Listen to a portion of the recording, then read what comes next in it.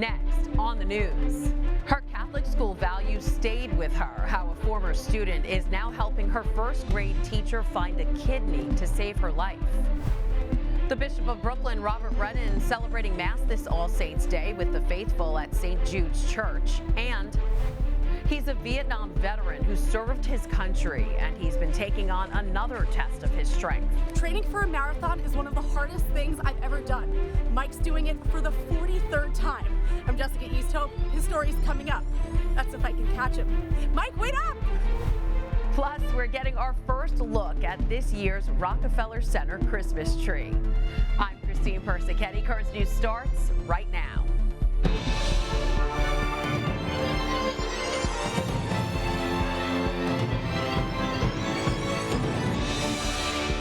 I'm always praying that there's someone out there. I wouldn't do half of what I've been doing if it hadn't been for her. She's like an angel, a former student helping her first grade teacher in a crucial search that could save her life. It's an unlikely friendship that finds two women spreading awareness in a time of need. As they search for a life-saving organ, they're reminded of what brought them together and what friendship is all about.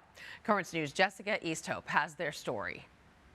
With my URL, it'll give you the information for someone who wants to be a donor. Deborah Malloy is learning firsthand the power of the internet. 43 people, more people, visited the website. She needs a kidney, and if she finds one, it will most likely be there. But Deborah's not usually the one doing the learning. It gives you a lot of information. And especially not at the hands of a former student. Because I thought I knew a lot about social media, but not really. She certainly knows more than I do, and she's helped me a lot that way. I thought we were done with arts and crafts many years ago. Christine Whalen was in Deborah's first ever first grade class at Our Lady of Lourdes Catholic Academy in Queens Village 42 years ago. I loved going to school. I came home and all I talked about was Ms. Malloy said this, Ms. Malloy said that. Heather, Lori. The two reconnected when Christine was in college and have stayed in touch since. But their relationship changed when Deborah confessed to Christine that her health had taken a serious turn. I guess the kidneys are that damaged at this point that anything can set them off. The diagnosis, interstitial nephritis. Deborah needs a transplant, or she'll have to be on dialysis for the rest of her life. I worry a lot. You don't live the same quality of life on dialysis. Now, Christine is using her marketing skills to find Deborah help and raise awareness, all to search for a life-saving organ, not for her former teacher, but for her friend. It's role reversal. I'm teaching her and I'm nudging her. It's an odd dynamic, but I just didn't think twice about it. Christine says her Catholic education brought the two women together all those years ago, and now it's her faith that's keeping them side by side as Deborah fights the battle of her life. To be friends with your first grade teacher seems a little odd when I tell anybody that, so I feel like there's a reason, and maybe this is the reason. I don't know. I don't know what he has in mind. I'm always praying that there's someone out there. I wouldn't do half of what I've been doing if it hadn't been for her. Notice, time of our lives. And this time, both women are still learning about the true meaning of friendship. On Long Island, Jessica Easthope, Currents News. For more information on Deborah Malloy and her search for a kidney donor, just visit her personal page on the National Kidney Registry. That's nkr.org/EBU463. Christine's commitment to her former teacher is exactly the kind of passion Brooklyn Bishop Robert Brennan spoke about during his All Saints Day Mass. Tuesday morning, Bishop Brennan celebrated the solemnity of All Saints together with parishioners at St. Jude's Roman Catholic Church in Brooklyn. During his homily, the bishop not only spoke about the church's patron saint, St. Jude, but he also talked about what it means to be a saint. Being a saint isn't about what you do. Being a saint is about who you are. Being a saint is recognizing that God loves you so very, very much, more than you can ever imagine. Being a saint means that to recognize that Jesus offers you the hand of friendship and simply saying, yeah, I'm on board. Students from Our Lady of Trust Catholic Academy also attended the Mass. And they joined hundreds of others in dressing up as saints and angels for the solemnity. Just take a look at some of the adorable costumes seen around the diocese. A handful of students at St. Bernard Catholic Academy dressed up for the day, and it was quite the turnout at St. Francis de Sales Church. But let's not forget St. Thomas Aquinas. Their pews were looking quite angelic, all thanks to the students in their religious education program. Wednesday marks All Souls Day in the Catholic Church. The feast day is when Catholics remember and pray for those who have passed. And many parishes do this at Catholic cemeteries. In the Diocese of Brooklyn, Bishop Brennan and 3 auxiliary bishops will be celebrating masses at cemeteries. Bishop Brennan will be the main celebrant at the liturgy at St. Charles Resurrection Cemeteries on Long Island. Auxiliary Bishop Neil Tiedemann will be at St. John Cemetery in Middle Village, Queens. Auxiliary Bishop Paul Sanchez will be at Mount St. Mary Cemetery in Flushing, and Bishop Witold Morjewski will be at Holy Cross Cemetery in Brooklyn. All masses will begin at 10:30 a.m. And Currents News' Jessica Easthope will be at that Mass at Holy Cross Cemetery to tell us all about All Souls Day and the special liturgy. That'll be tomorrow, Wednesday, November 2nd, on Currents News. It was a frightening Halloween for some. Attacks were reported in almost every New York City borough Monday night. There were 2 attacks in Brooklyn, the first happening in Sheepshead Bay outside of a Brooklyn NYCHA housing development. A 29-year-old man was killed and a 19-year-old girl was injured. Just 2 hours later, another man was shot in the neck while riding his bike at Crown Street and Rogers Avenue. In Astoria, Queens, a man was shot several times. His injuries were described as non-life-threatening. In the Bronx, a man shot in the shoulder is expected to survive. And finally, a man was shot near the famous Halloween parade route in Greenwich Village. He is also expected to survive. So far, no arrests have been made in any of these incidents. And nationwide, Halloween celebrations turned deadly in several major cities. In Chicago alone, there were 14 people shot on Monday night, including a 3-year-old. And in Kansas City, 1 person was killed, 6 others injured at a gathering of high school students. Ivan Rodriguez breaks it all down. For many, what is meant to be a fun night with family and friends, yeah, it's disturbing. Ended in fear. Taking the lives of people is not the answer. And I mean, it's just ridiculous. Kansas City police say 1 person was killed and at least 6 others were injured in a shooting Monday night. Police say as many as 100 teens were at the house party when a group of uninvited guests were asked to leave. As they left, they started shooting up the house, shooting randomly. In Chicago, another community suffering a mass shooting. We have up to 14 people shot at various ages, as young as 3. Chicago police say people gathered for a vigil Monday night on a busy corner in the city when 2 people traveling in a dark SUV opened fire around 9:30. At least 7 victims are dealing with serious injuries. Let's right now treat this in the most urgent way. We're trying to find an offender. And in Texas, 28-year-old Takeoff, a member of platinum-selling rap group Migos, was shot and killed early Tuesday morning in downtown Houston. There was a private party being held at the event last night that ended at approximately 1 a.m., but the party carried over till about 2 a.m. till they were cleared out. That's when the shooting occurred. According to Gun Violence Archive, there have been 573 mass shootings so far this year. The group defines a mass shooting as at least 4 people being shot, excluding the shooter. I'm Ivan Rodriguez, Currents News. The man accused of attacking House Speaker Nancy Pelosi's husband last week was arraigned in a San Francisco court Tuesday. 42-year-old David DePape now faces a slew of state charges as well as federal charges of assault and attempted kidnapping. According to immigration officials, the suspect is a Canadian national who has long since overstayed his visa. Conspiracy theories about the attack have begun circulating online, and authorities are working to address them. There is absolutely no evidence that Mr. Pelosi knew this man. As a matter of fact, the evidence indicates the exact opposite. It appears as though this was based on his statements and comments that were made in that house during his encounter with Mr. Pelosi, that this was politically motivated. 82-year-old Paul Pelosi underwent surgery for a skull fracture and serious injuries to his right arm and hands. According to a statement from the Speaker's office, he is making steady progress on what will be a long recovery process. New York City is providing an additional $12 million in funding to select schools struggling with the city's migrant crisis. Under the policy, schools that have at least 6 new students in temporary housing will receive $2,000 per student. Altogether, 369 schools will see bigger budgets thanks to the new money, which is expected to be used for additional tutoring, curriculum materials, after-school programs, and other student supplies. Migrants at the border have also been receiving more support. The Hope Border Institute in El Paso, Texas, launched a new program that will provide volunteer doctors and medical professionals to migrants in need.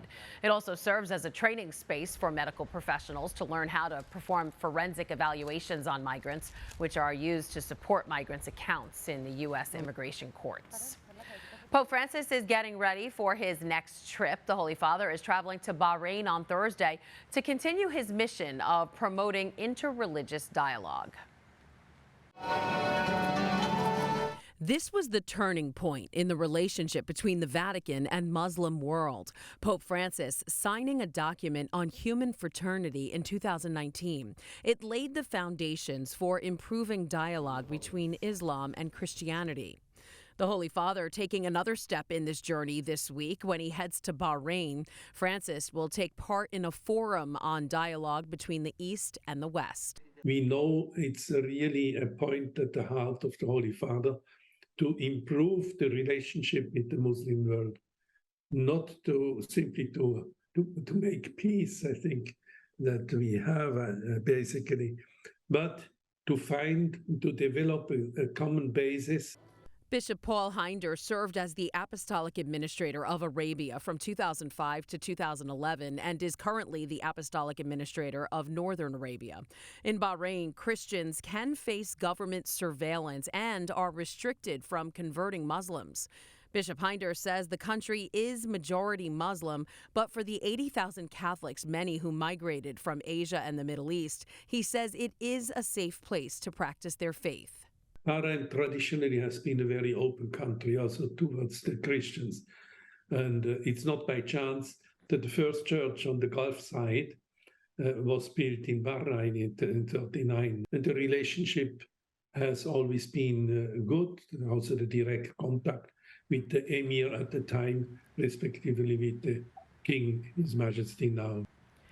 Christian workers in Bahrain had to return to their countries of origin during the pandemic, which was a difficult blow for the Christian community as it changed the structure and makeup of the church. The Holy Father will arrive in Bahrain on November 3rd at around 9:45 a.m. Eastern Time. He'll then visit with the King of Bahrain before taking part in a welcoming ceremony. In his first full day there on Friday, he will close that forum for dialogue I mentioned, as well as meet with the members of the Muslim Council of Elders. Then on Saturday, there will be a mass at Bahrain National Stadium, and the Pope will meet with young people from Sacred Heart School. And on Sunday, the Pope will meet and pray with bishops, priests, and other religious at Sacred Heart Church in Manama before departing back to Rome. Be sure to stay with Currents News and the tablet for continuing coverage of the Pope's first ever trip to Bahrain. There's a lot more news headed your way. The New York City Marathon is this weekend. We have the story of one runner who's lacing up his sneakers for the 43rd time. Plus, Catholic school principal by day, published author by night. And it's a bird, it's a plane, it's a UFO. Sightings are up. The results of a new intelligence report coming up. You might call this the power of positive addiction. He's a veteran who is focused with faith as he takes on another challenge in his life. When you've spent 12 months in Vietnam, 26 miles is no problem. Mike Rao bravely served his country. Now he's taking on another test of his strength next weekend when he'll run his 43rd New York City Marathon. And at 75 years old, Mike's willpower is stronger than ever. Currents News' Jessica Easthope caught up with Mike. It's a hand grenade you can see in the front. For years, Mike Rao was running from something. While I hold my M16 rifle. He was 19 when he was handed an Army uniform and a rifle and shipped off to Vietnam. There's 2 years of my life that I wanted to initially erase and perhaps be able to bury some of the worst part of that experience. His days were split between exchange of fire in a muddy foxhole and chopping through dense jungle, tracking an enemy that was also tracking him. When you're tracking something, movement is what catches the eye. Learning how to be still and blend in, or at least move slowly and quietly, that would be more the focus. But this Queen's kid hasn't stayed still since. In a few days, Mike will run his 43rd New York City Marathon.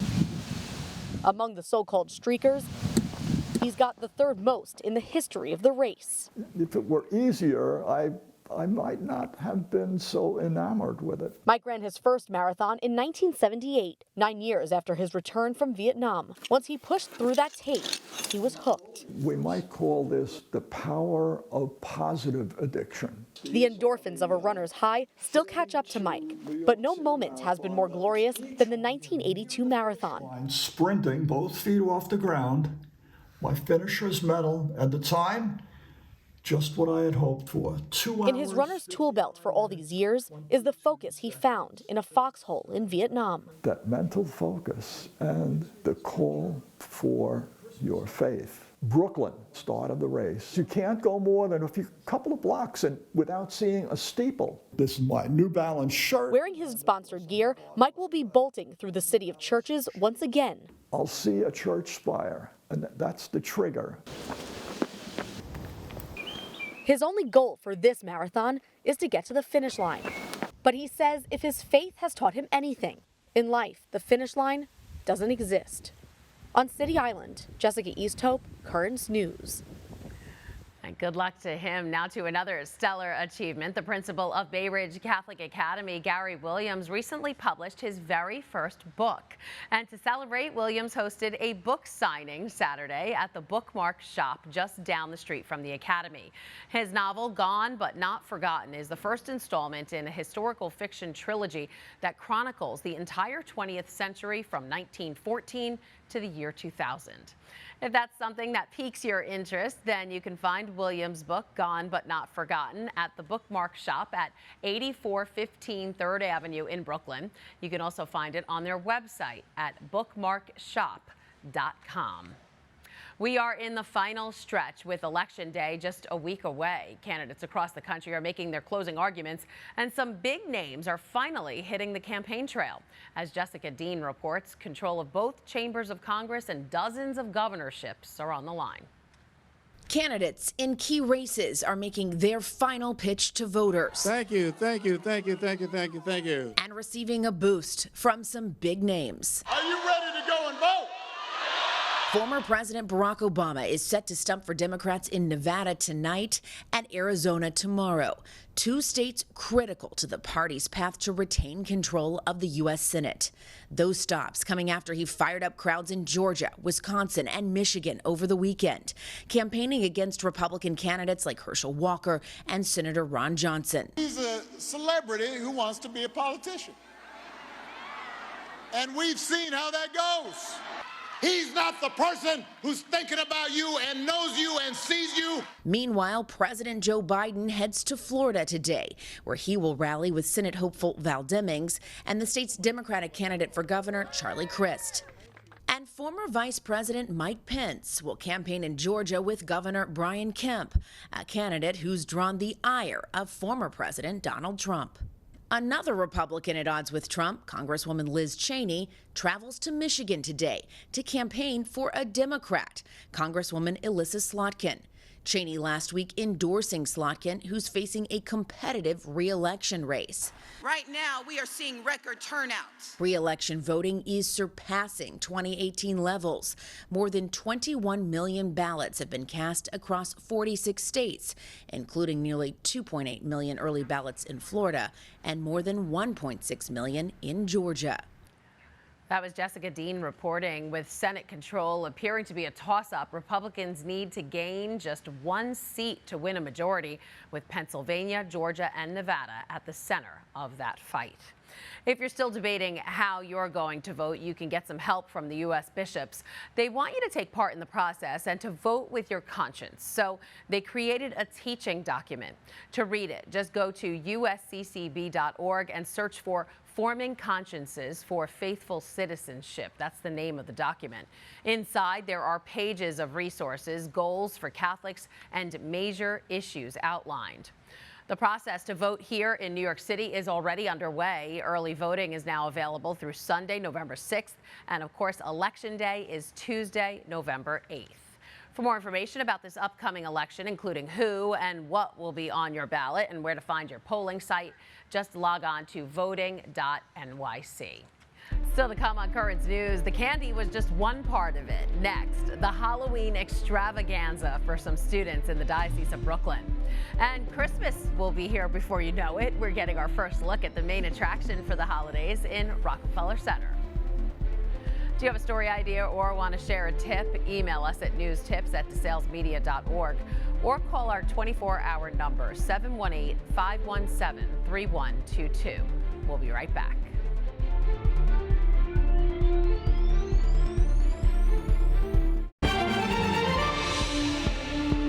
UFO sightings have been on the rise across the country, but don't get your hopes up if you're expecting visitors from beyond. Monday, intelligence agencies delivered a classified document on UFO sightings to Congress, and as Isabel Rosales reports, the answers to the extraordinary are just ordinary.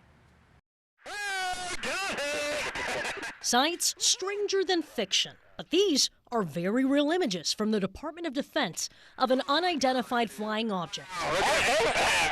Or more officially, unidentified aerial phenomena spotted by pilots, including retired Lieutenant Commander Alex Diedrich. Enter stage left, the tic-tac. Off the coast of San Diego back in 2004. It was white, it was sort of a matte finish, just like a tic-tac. And it behaved in a way that we were surprised, unnerved. It accelerated, or it almost didn't accelerate, right? It sort of jumped from spot to spot and tumbled around in a way that was unpredictable. A report made public last year said there was no evidence that the sightings were extraterrestrial, but detailed how little was known about sightings like this. Oh my gosh, dude. NASA has announced its own independent study, and now Congress is set to receive an updated report from the Pentagon and intelligence agencies. While it's not clear how much of the classified document will be made public, according to the New York Times, it will find that most of the cases are random junk in the sky, like balloons or surveillance activity. If they're seeing something and they're saying they don't understand it, that will make the average person go, oh, there must be something real and significant here. Ordinary answers to an extraordinary question. I'm Isabel Rosales reporting. And while Congress was stuck reading a report, the students at Our Lady of Grace Catholic Academy transformed their school into a Halloween extravaganza. The costume kids took part in a trunk or treat thanks to parent volunteers. They even got to pick their own pumpkins from a grotto-turned-pumpkin patch. But the fun didn't stop there. The children were also dazzled and amazed by their own private magic show. Looks like fun. And finally tonight, we leave you with a first look at this year's Rockefeller Center Christmas tree. The 82-foot-tall, 14-ton Norway spruce hails from Queensbury, New York. That's up near Lake George. It's believed to be about 85 to 90 years old. The tree will be cut down in a few days and brought to Manhattan. It'll be decorated with more than 50,000 lights and topped with a Swarovski crystal star. The official tree lighting ceremony will take place on November 30th. Now that makes me happy. Christmas time. And that is Currents News. I'm Christine Persichetti. Thank you for joining us because we are putting your faith in the news. Hope to see you again next time.